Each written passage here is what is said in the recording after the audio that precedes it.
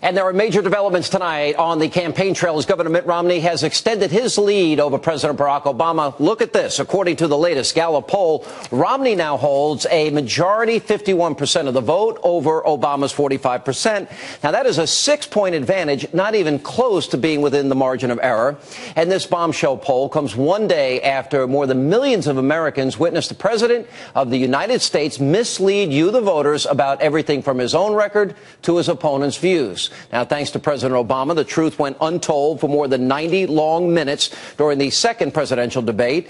And it is for that very reason that tonight we here on Hannity, we're going to fact check the president's claims and we're going to set the record straight. And we begin tonight with the most heated exchange of the evening, and that, of course, being the White House's response or lack thereof to the Benghazi terrorist attack. Here's how it all went down inside the debate hall last night.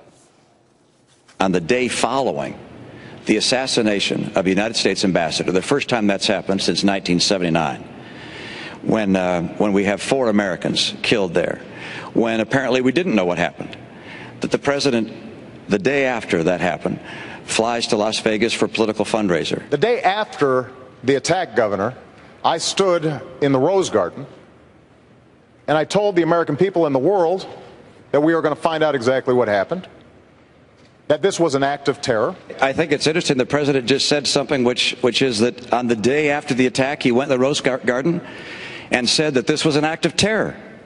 That's what I said. You said in the Rose Garden, the day after the attack, it was an act of terror. It was not a spontaneous demonstration. Is that what you're saying? Please proceed, Governor. I want to make sure we get that for the record, because it took the president 14 days before he called the attack in Benghazi an act of terror. Get the transcript. He did, in fact, sir. So let me call it an act of terror. Can you say that a little louder, Candy? He did call it an act of terror. She's wrong. Not only was the president wrong, but so was the moderator, Candy Crowley. As we reported last night, she's already admitted it. Right after that, I did turn around and say, but you're totally correct, that they spent 2 weeks telling us this was about a tape and that there was this riot outside the Benghazi consulate, which there wasn't. So he was right in the main. I just think he picked the wrong word. All right, let's get to the truth here. Now, obviously, Crowley failed to adequately fact-check the president last night, so tonight we correct the record. Now, yes, it is true that the president did utter the words in the Rose Garden, acts of terror, the day after the Benghazi assault. However, he did so only after he referenced 9/11/2001. And if he really intended to call Benghazi an act of terror, then why, in that very same speech, and for the very first time in public, did he blame the event on a YouTube movie trailer video? Now, that's the same YouTube video that he wanted us to believe sparked an impromptu riot, which by definition is not a premeditated terrorist attack. Since our founding, the United States has been a nation that respects all faiths. We reject all efforts to denigrate the religious beliefs of others. But there is absolutely no justification to this type of senseless violence. None. Now, blaming the video and apologizing for hurting the feelings of radical extremists continued, not just for days, but for weeks after this attack. And through it all, the president was asked and asked repeatedly if this was an act of terror, and he flat out refused to say yes. In other words, he lied at that debate last night, and the cover-up continues. And so does the president's deliberate indifference to matters of national security. Now, we've hammered the president for attending a fundraiser in Vegas the day after that Libya attack. Well, today, after news broke that the feds foiled a plot to blow up the Federal Reserve building mere blocks from the World Trade Center by a Muslim extremist, well, how does the president respond? Well, with a full day of campaigning, including events tonight. Joining me with reaction to all of this, former Speaker of the House, Newt Gingrich. Mr. Speaker, welcome back, sir. Good to be with you. Let me play for you, including Joy Behar. This is 14 full days after the terrorist attack. Just a little montage of the president blaming the internet video and refusing to say. 5 days after, he had his ambassador to the UN saying it, Jay Carney saying it wasn't a terror attack.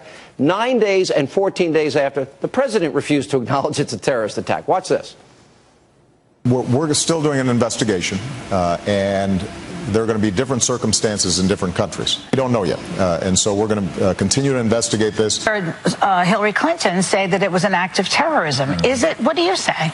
Well, we're still doing an investigation. There's a crude and disgusting video sparked outrage throughout the Muslim world. Now, I have made it clear that the United States government had nothing to do with this video. 14 days after the attack, he couldn't say it was an act of terror, but we now know they knew within 24 hours. What does this mean for you? Well, I think two different things. One is, in a very serious way, what is there about Barack Obama's psychology that makes it so difficult for him to deal with the reality of Islamic extremism? Why is it always the West's fault? Why is it always somebody in America's fault? Why is he always apologizing for Islamic extremists? And I think this is a very serious question about the whole nature of his approach to that part of the world. Second, this has been consistent from the United Nations ambassador, as you pointed out, going on 5 different shows, telling the American people a falsehood on the Sunday after the attack, to Vice President Biden on a national debate, repeatedly misleading the American people, to the president last night, completely misleading the American people. And I think that the larger question here, that you have a president of the United States who is commander-in-chief, will not be honest with himself about the problem of radical Islam, will not be honest with the world about it. His United Nations speech was a disgrace. For an American president to go to the UN and apologize 6 times for a YouTube video by some nutcake, first of all, we should be defending the right of free speech. We should be saying to the Muslim world, yes, if you want to be in the modern world, guess what? You're not going to have Islamic supremacy. You're not going to be able to dictate to the rest of us. You're not going to have an American president censor on your behalf. Yet the Obama State Department has gone in the opposite direction. They've met with Muslim groups, and they promised, in effect, to try to censor Americans. Let me play a video. This was of President Obama and Hillary Clinton, paid for by the State Department, apologizing to countries in the Middle East for this video. It's almost breathtaking, but watch this. Since our founding, the United States has been a nation that respects all faiths. We reject all efforts to denigrate the religious beliefs of others. But there is absolutely no justification to this type of senseless violence. None. Let me state very clearly, and I hope it is obvious, that the United States government had absolutely nothing to do with this video. We absolutely reject its content and message. America's commitment to religious tolerance goes back to the very beginning of our nation. And Fort Hood was workplace violence, and terror attacks are man-caused disasters. There's something wrong. Look, go ahead.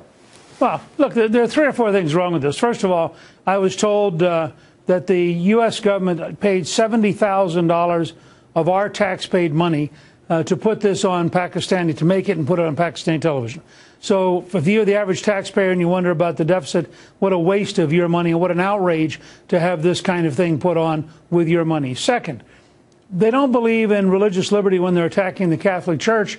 Ask Cardinal Dolan about the war on religion being waged by the Obama administration. They only believe in religious liberty when they're apologizing to Islamists for things that might offend them.